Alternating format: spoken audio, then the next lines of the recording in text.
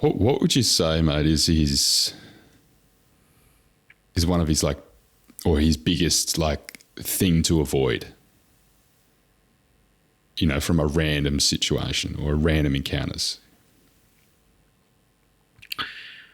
Well, I mean, that is a difficult one, but I think what he tries to say is that you need to avoid what he calls blow-up risk. And he took this idea from the markets. And so in his time in the stock markets, and a lot of this book is based around, he relates the ideas of randomness to his time in the financial markets and talks about interesting stories. And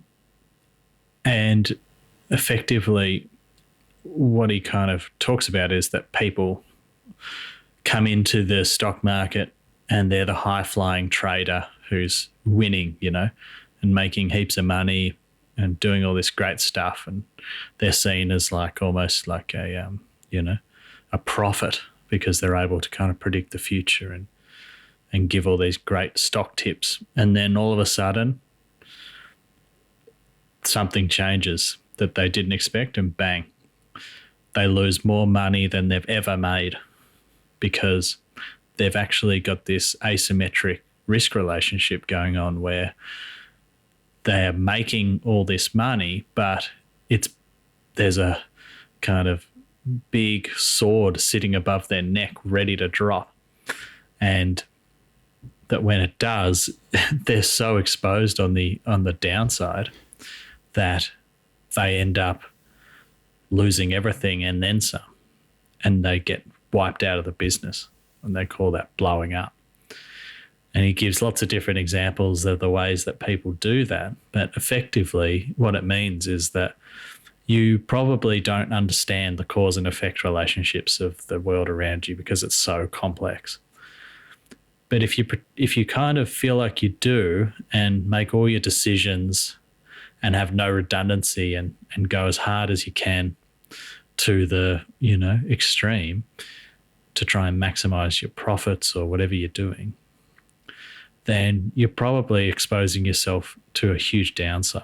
So cap the downside in all situations because you're probably not smart enough to know what's going on. Yeah, that's a great way to think about it, mate. It's